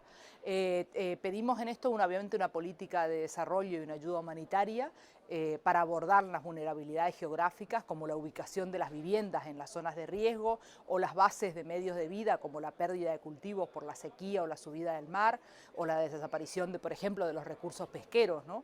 Mediante la promoción de iniciativas locales de agricultura sostenible y seguridad alimentaria. Abordar vulnerabilidades personales, por ejemplo, mediante acciones climáticas con perspectiva de género a la hora de diseñar y aplicar los programas de preparación, mitigación y adaptación, ¿no? Las mujeres creemos que deben estar en el centro del objetivo, tantos que sufren la mayor vulnerabilidad, pero también son las agentes de cambio, porque son las que se dedican justamente a las gestiones más vinculadas al medio ambiente en las diferentes comunidades. Pedimos implementar el enfoque de nexo, que sirva de puente entre la respuesta de emergencia y los objetivos a largo plazo para abordar el impacto del cambio climático en las personas y aplicar soluciones sostenibles y prácticas, ¿no? En el informe que he trabajado ocupa una gran importancia lo que es la política migratoria, y en ella pedimos que ampliar la protección de los mecanismos jurídicos existentes o superar las lagunas legales existentes para asegurar los derechos de las personas que se ven obligadas a desplazarse internamente o entre fronteras, basándose en el marco de Sendai para la reducción de riesgos y desastres. Y por supuesto basados en lo que es la iniciativa Nansen para la protección de las personas desplazadas. Que el riesgo para la vida amenazada por el cambio climático figure explícitamente entre los criterios de elegibilidad para la protección humanitaria, siguiendo la resolución del Comité de Derechos Humanos de Naciones Unidas en el caso de Taitiota, que lo podés encontrar en la prensa. Como medida estrella, la propuesta de visado climático, como es una medida de protección temporal que asegure vías migratorias legales y seguras, como son los corredores humanitarios, para que las personas necesitadas de protección humanitaria por ser víctimas justamente de desastres, ¿no? Son necesarias acciones de concienciación que sirvan para explicar por qué y dónde proviene tanta migración, reconocer la contribución de los jóvenes en el proceso de sensibilización, ¿no? Así como el trabajo de las ONGs como la vuestra y de las autoridades locales y regionales. Debemos involucrar a los alcaldes, a los intendentes de las comunidades en este trabajo. Potenciar el diálogo intercultural con los migrantes y los refugiados climáticos para concienciar y cuidar el relato, ¿no? De dónde viene esta cuestión. Financiación de estos objetivos. Creemos que debemos redoblar esfuerzos en la financiación en la lucha contra el cambio climático. La Unión Europea, sus Estados miembros y el Banco Europeo de Inversiones creemos que son el principal contribuyente, pero no son suficientes, y debemos involucrar también al sector privado. ¿Cómo involucrarlo? También creemos, obviamente, creemos de que estamos a tiempo, en plena programación del INDICI, aplicando los compromisos de destinar el 40% del INDICI a acciones climáticas y continuar trabajando con los países de renta media con graves problemas de desigualdad que sabemos que es la seña de identidad de toda Latinoamérica y el Caribe, ¿no? Por supuesto también a través de del Fondo de Ayuda Humanitaria a los países en desarrollo a prevenir, prepararse y responder a los desastres naturales. Creo firmemente que casos sobre decisiones de deportaciones llevados a los tribunales no serán anecdóticos, ¿no? Que es una cuestión de tiempo y de jurisprudencia la definición progresiva de qué eventos naturales concretos deben ser considerados y su vínculo con el riesgo individualizado para la vida. Por ello os invito a organizaciones como la vuestra, a toda la gran familia de Solidar, el MPDL de España, a seguir manteniendo el tema en agenda, a ayudarnos en su concienciación, y el tema es más oportuno que nunca. Estamos convencidos de que desde las instituciones europeas, pero junto a ustedes, junto a los stakeholders como vosotros, podemos y debemos avanzar. Muchísimas gracias por darme la posibilidad de estar hoy con ustedes, aunque sea a través de la pantalla, y el compromiso de seguir trabajando juntos.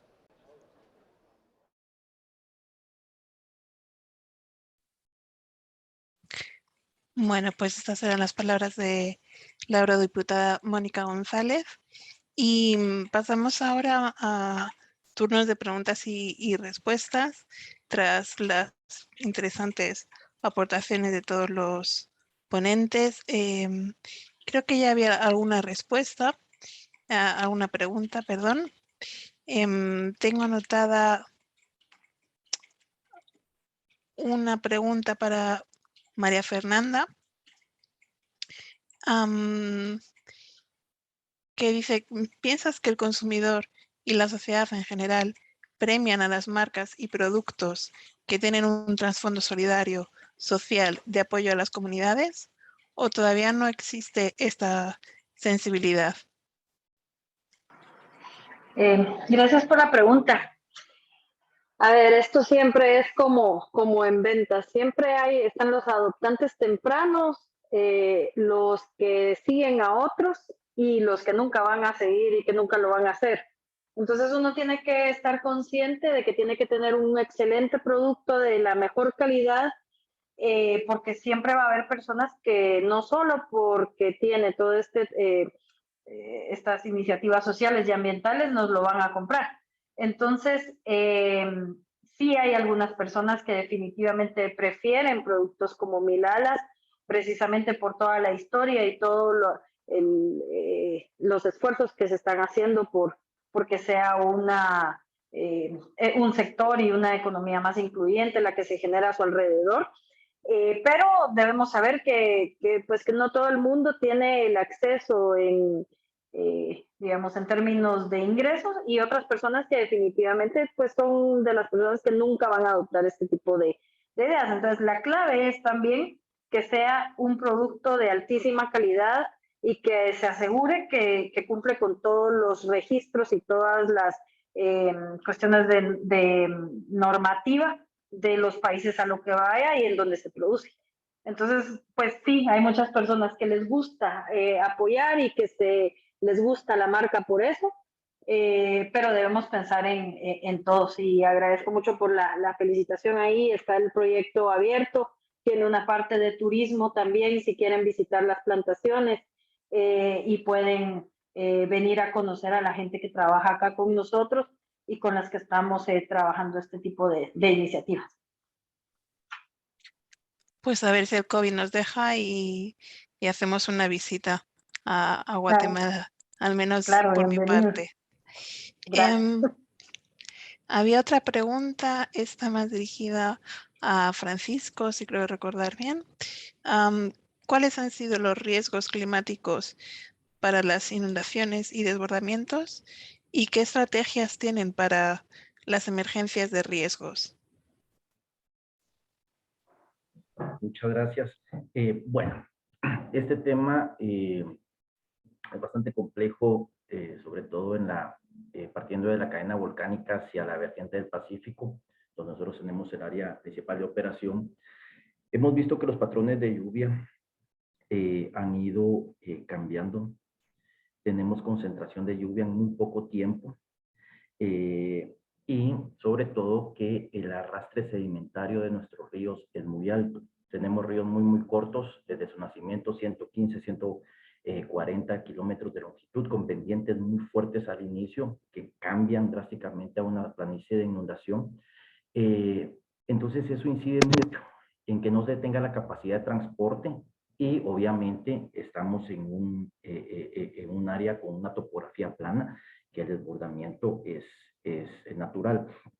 Tenemos una situación desde el 2018 de la erupción del volcán de fuego, que actualmente se está trabajando en un plan maestro de investigación y propuestas técnicas. Tenemos una carga de lahares o flujos de lodo muy alta. Estamos hablando, se tienen datos de 35 millones de metros cúbicos de material volcánico acumulado en la parte norte, y obviamente en época de lluvia todo eso se está desplazando, y actualmente el río ha cambiado su trayectoria y ha impactado directamente a una comunidad. También tenemos problemas tanto por alta carga pluvial, como también tenemos zonas donde tenemos un déficit, que también se hacen las intervenciones. Es bien compleja la situación, es bien compleja, y sobre todo que tenemos vacíos, porque no se aplican de carácter obligatorio los ordenamientos territoriales. Entonces tenemos una mala planificación de crecimiento, y obviamente estamos utilizando áreas no aptas para poder generar actividades sociales. Son zonas de alto riesgo. Dentro de las estrategias a nivel empresarial, la parte de trabajo comunitario, el involucramiento, como decía una de las ponentes, el involucramiento de los colaboradores en las organizaciones de respuesta. Tenemos el caso de comunidades de uno de los municipios cercanos a nuestra sede, donde se ha integrado muy bien protección civil, que es con red, policía, ejército, municipalidad, comunidad y empresa, en trabajos de fortalecimiento, capacitaciones y de simulaciones. Se está trabajando mucho en reconocer el territorio, identificar esas amenazas y también gestionar ese riesgo a nivel local. Es interesante, nos ha tocado trabajar mucho la organización comunitaria con mujeres. Obviamente ellas están durante todo el día al frente de la casa y ellas se han empoderado del manejo de las emergencias. Y es un trabajo de verdad que nos ha dado muy buenos resultados. En organización, pues seguimos trabajando en los procesos de fortalecimiento de capacidades, en mitigación, el análisis y las propuestas de obras de mitigación, líquidos longitudinales, aquí los conocemos como bordas, y en el proceso de respuesta tenemos el COE activo todo el año. Actualmente, de hecho, ayer a las 11 de la noche, la actividad volcánica se incrementó, el volcán de fuego está en una fase eruptiva, esperemos que cese. Ya tenemos a disposición los mecanismos para poder atender, si Dios no lo quiera, se llegará a disponer de las situaciones. Entonces, los patrones sí son complejos, pero estamos trabajando también mucho de la mano de los gobiernos municipales para poder realizar trabajos para toma de decisiones acertadas y sobre todo que tengan continuidad y un seguimiento como debe de ser.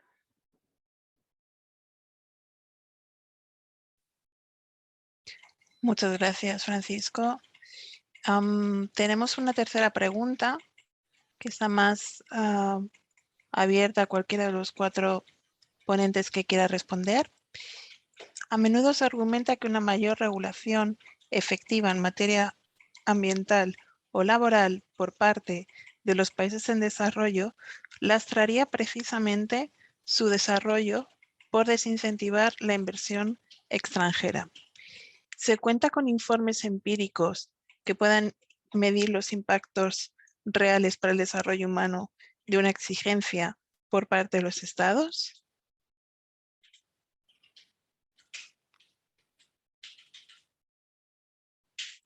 No sé si quizá Silvia o Lene pudieran. Bien, yo a este respecto lo que quería comentar es que independientemente de que existan informes o que no existan informes, lo que no puede pretenderse es que para no desincentivar la inversión extranjera no se proteja el medio ambiente y los derechos humanos. Precisamente por eso también es importante que se apruebe normativa a nivel internacional, que sea de aplicación a nivel global en todo el mundo. No solo que los propios países establezcan regulación a nivel interno, porque todos los países en sus constituciones defienden los derechos fundamentales, los derechos humanos. Lo importante es realmente que se pueda perseguir a nivel internacional las empresas transnacionales que van a estos países más desfavorecidos para cometer abusos. Esa es mi opinión. Gracias, Silvia. Lene, no sé si quieres añadir algo. Yes, thank you. No, I would also like to add something, particularly in relation to the international labor standards, because in the question there was also a reference to regulation related to work, and the one of the objectives of the international labor standards are exactly that if everybody adhered to those international labor standards globally, there would be a playing level field at the international level, so that all can compete on an equal basis. And of course, also to refer to what Silvia Villar talked about earlier about multinational enterprises and how they can also adhere to the different regulations, not only where they have their headquarters, but also where they have their supply chains. And she mentioned particularly the different voluntary initiatives in that regard, which are important. And she also mentioned the ILO's M&E declaration, Multinational Enterprises Declaration, which is actually based on international labor standards. And I think we have the international labor standards, which are binding. So, I mean, in the multinational enterprises field that you mentioned, Sylvia, there are a lot of instruments that are voluntary, but they are often also based on international labor standards, so that we are so if we can use the international labor standards, which are binding, of course, upon those countries that have ratified them, I think that's important, because as soon as you have ratified those binding standards, conventions, there is also a supervisory mechanism to monitor adherence and the implementation of these standards. Thank you. Thank you, Olsen. Gracias. Tenemos otra pregunta. Está dirigida a Silvia de nuevo. En un país como el de Guatemala, desde la política es aperturista a la inversión extranjera, sobre todo a las empresas extractivistas, y en la que se ha ido desarticulando la institucionalidad que garantiza los derechos humanos y los espacios de participación social, ¿qué estrategias se podrían implementar o exigir a los Estados miembros de la Unión Europea en base a los mecanismos internacionales de derechos humanos y empresas?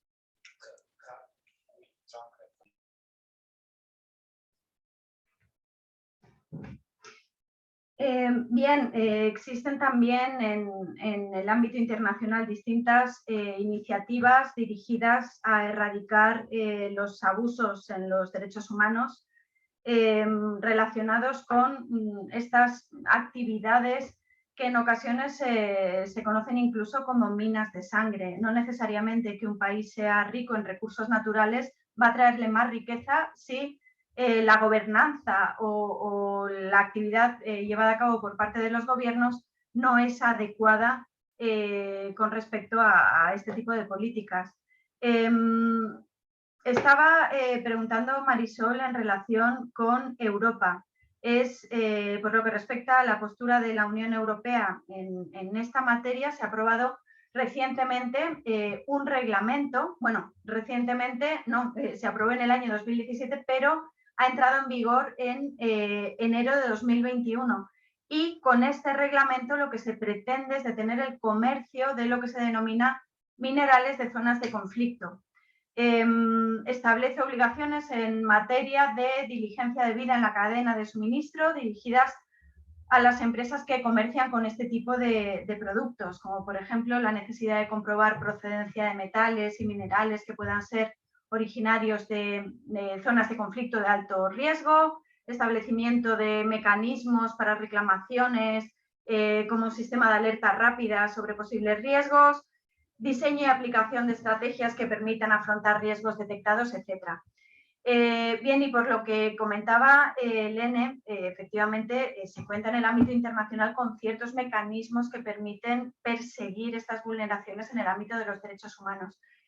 Lo que yo pretendía resaltar es que, a pesar de que estas iniciativas en materia de responsabilidad social corporativa ya es un avance significativo para lograr que las empresas desde dentro adopten medidas de defensa de su actividad en lo que llevan a cabo en estas comunidades, en los trabajos que pueden desplegar en las comunidades, sería importante que existan mecanismos específicos en materia de responsabilidad social corporativa que impongan responsabilidad a estas empresas.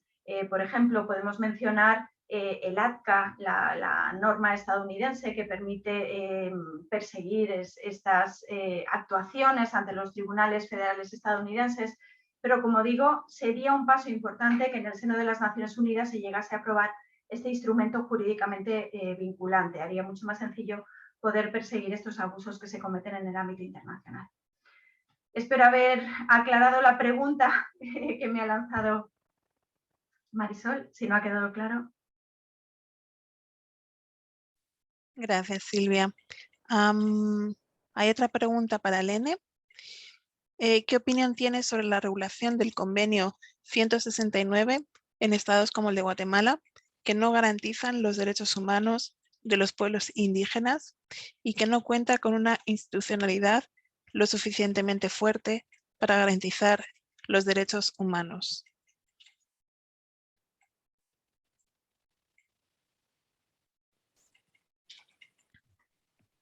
Yes, thank you, Alba, for the question. So the convention that you are referring to is the one on indigenous people, Convention 169, which I think Guatemala adopted in 1996. So this means that Guatemala normally has to report regularly on the implementation of this convention. And when I'm talking about reporting, both the governments and the social partners, meaning the workers and employers organization, can report on how the country is ratifying that convention. So for instance, if there are complaints regarding how a convention has been implemented, both workers and employers can actually make complaints or report on that to the ILO's supervisory system. And that means that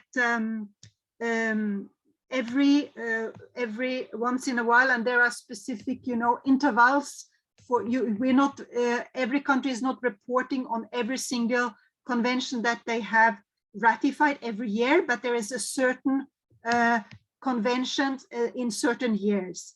And for the convention 169, I'm not completely sure about the dates and when Guatemala has to report. But when you are reporting on those conventions, ratified convention, those reports are going to a specific committee of experts on applications of conventions and recommendations that are looking upon those reports and are providing a big report on how all countries are, implementing conventions. And that report goes to the International Labour Conference every year in June. And there is a specific committee looking at, violations of conventions in that committee. And that committee is looking particularly, on, I would say, serious cases of violations. So it depends, this expert group that comes together normally every year in December, propose, make this report, and the tripartite committee at the conference select a certain number of countries.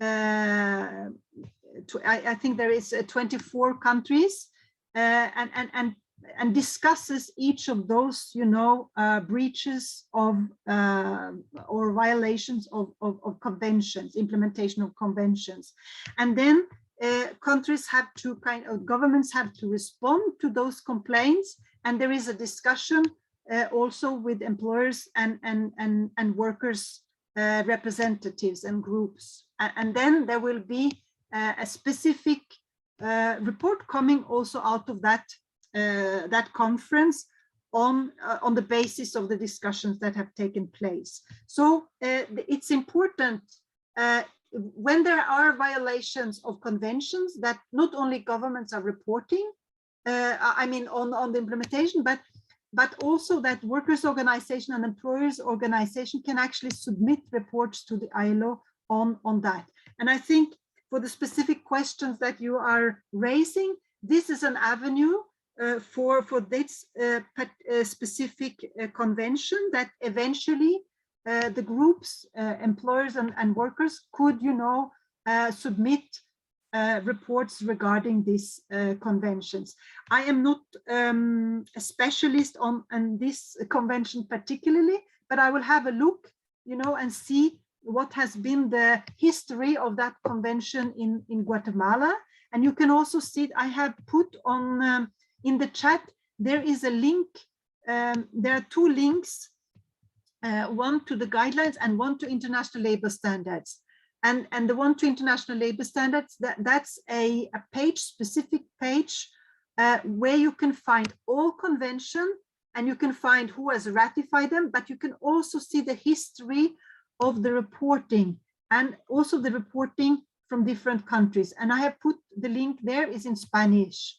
So if you want to see a little bit more on the history of that convention, particularly in Guatemala, you might find it on that page.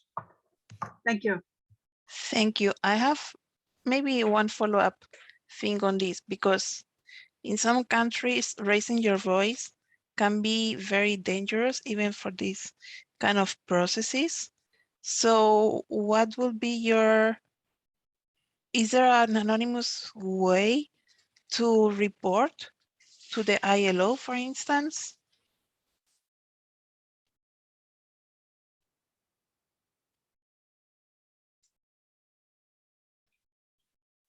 Lene?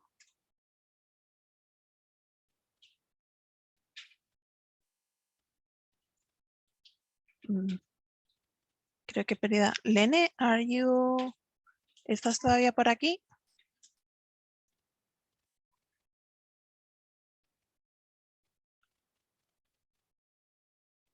Bueno, continuamos entonces con la siguiente pregunta, que va dirigida a cualquiera de los ponentes. ¿Cómo conseguir al mundo convencer a países como Brasil que dejen de destruir el Amazonas?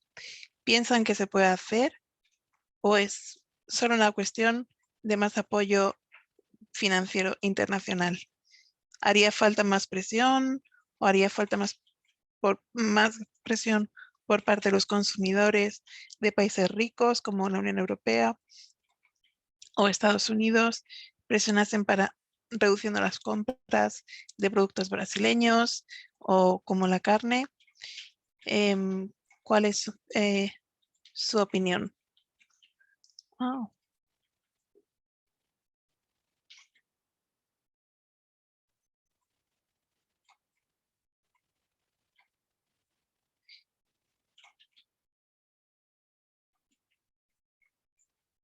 ¿Quién querría contestar a esa pregunta tan amplia y tan importante a la vez?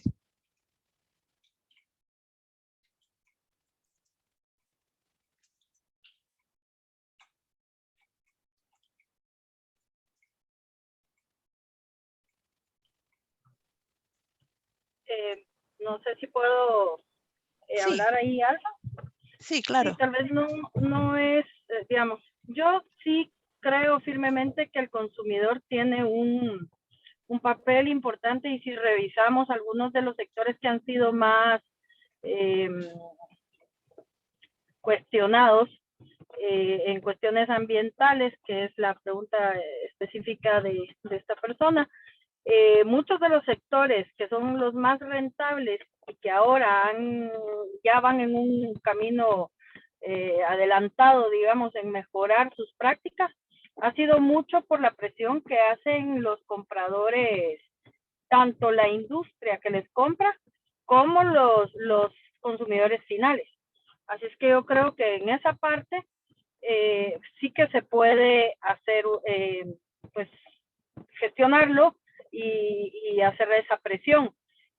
Han cambiado sectores importantísimos en todo el mundo sus prácticas, las ambientales y las sociales, pero digamos ahorita hablando de las ambientales, aunque también la presión política de parte de los gobiernos es muy importante. Así es que creo que es una combinación de ambas cosas, y muy importante es que en el país que está recibiendo esa presión también se desarrollen nuevas industrias que sean mucho más virtuosas en la parte ambiental y social, y que puedan ser fuente de ingreso para las personas, porque si no, el problema va a seguir siendo. Entonces, ¿cómo fomentamos esos sectores no transables que nos hacen, que nos ayudan, digamos, a tener más empleos, que es lo que actualmente se necesita, porque la población mundial está creciendo, y en países de Latinoamérica el crecimiento es rapidísimo. Guatemala, por ejemplo, que es mucho más pequeña que Brasil, pero para dar un ejemplo, Guatemala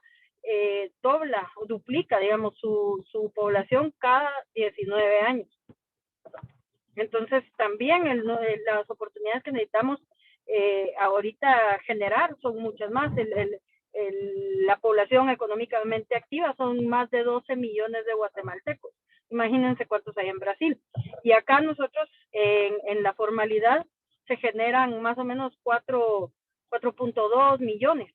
Tenemos un gap, un reto enorme de generar empleos. Entonces, no es nada más la presión, sino también ver cómo se generan, cómo el sector privado y los gobiernos fomentan actividades que sean mucho más rentables, sí, pero también creadoras de empleo y de empleos que sean adecuados, ¿verdad? También eso es importante. Muchas gracias, María Fernanda. Yo quería hacer también una observación a este respecto. Y yo considero particularmente que no solo es labor del sector privado, de las empresas y de los gobiernos, también tiene un papel muy importante los propios consumidores en nuestros hábitos de consumo. También tenemos mucho que ver en esta deforestación que se produce a nivel internacional. No solo pasa en el Amazonas. En estos segunditos he buscado un par de artículos en internet, uno por ejemplo que dice que la deforestación se ceba también con el Cáucaso ruso, mientras grupos ecologistas luchan contra la tala indiscriminada de árboles y la consiguiente desaparición de la fauna. Hay una ONG especializada que advierte que Rusia es el país del mundo en el que desaparecen más bosques a mayor ritmo.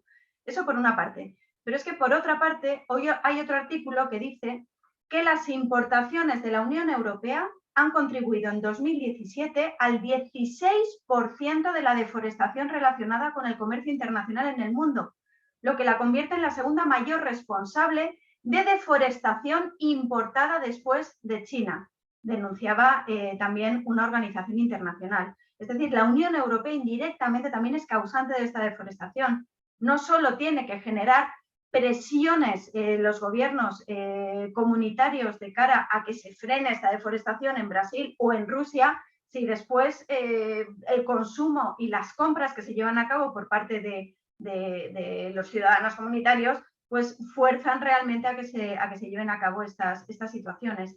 Cambiar los hábitos de consumo de los ciudadanos también es muy importante a la hora de reducir esta deforestación. No solo llevar a cabo el ecologismo de salón y exigir que los demás sean los que hagan algo. Todos tenemos en nuestra mano la posibilidad de frenar estas situaciones en el mundo. Además de las empresas y los gobiernos, por supuesto, pero nosotros también, cada persona tiene en su mano la posibilidad de frenar estas situaciones. Muchas gracias, Silvia. Viendo el tiempo y, bueno, sé que habría muchas más preguntas y que esto último abre bastante a debate, pero bueno, me temo que en algún momento tenemos que poner un fin, pero sí que me gustaría terminar quizá dándoles un minuto o dos a cada uno de los ponentes para que tengan como un punto de conclusión que quieran que nos llevemos para consultar con la almohada. Lo voy a hacer como por orden de las presentaciones. Entonces, María Fernanda, si quieres un minutito, dos para concluir. Gracias.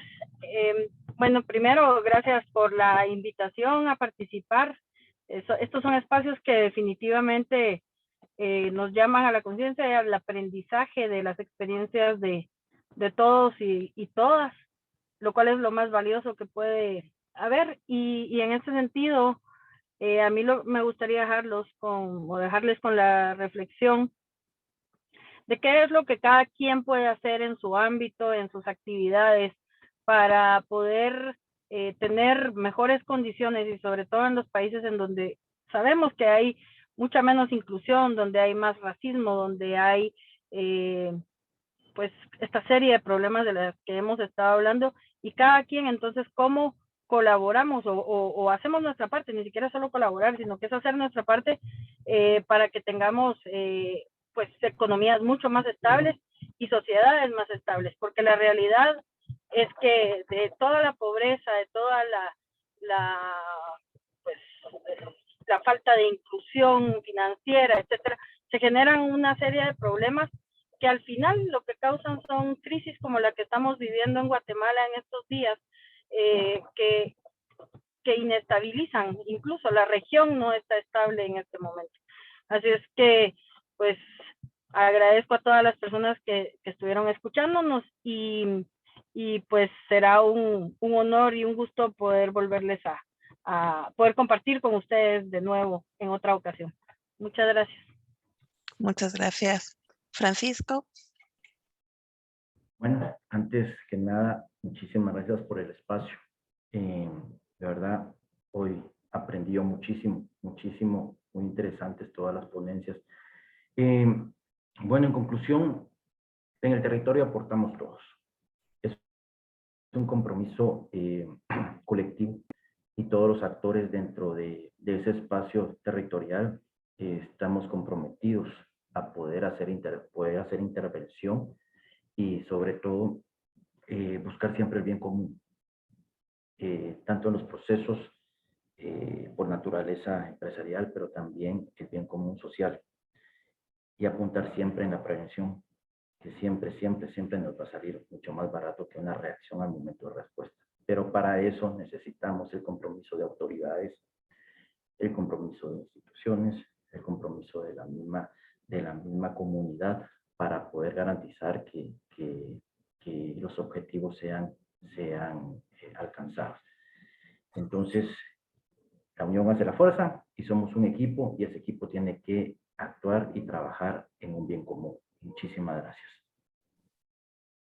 Muchas gracias. Lene.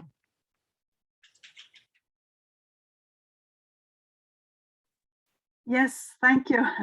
So my message would be that we need, and it joins the previous speakers, we need involvement of all actors, all countries, all sectors, informal economy, formal economy, for a just transition. And we also need an integrated policy framework. We need to take into account policy areas, environmental policy areas, economic policy areas, and social policy areas. Migration was mentioned earlier as well, and many others. And of course, I would urge you to use for this transition the tools that we have at hand, the ILO guidelines for a just transition, and also the international labor standards. Thank you, and thank you for having invited me, and thank you also for having had the possibility to listen to the other panelists. That was also very interesting, and of course, thank you to all the participants. Thank you to all. Gracias, Lene. Silvia.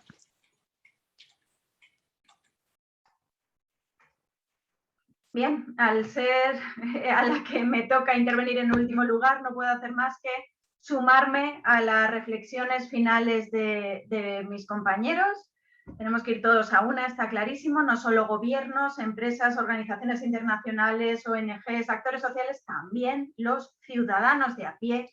Tenemos un papel muy importante en toda esta situación, en la transición justa. Todos tenemos que luchar por la defensa de los derechos humanos, del medio ambiente, y por tratar de que la actuación sea correcta a nivel particular, y también tratar de, sería interesante que se aprobase el instrumento vinculante que estoy comentando, que ayudaría mucho en materia de poder exigir a las empresas su responsabilidad en el ámbito internacional, más allá de las legislaciones nacionales o de los instrumentos con los que ya contamos a día de hoy.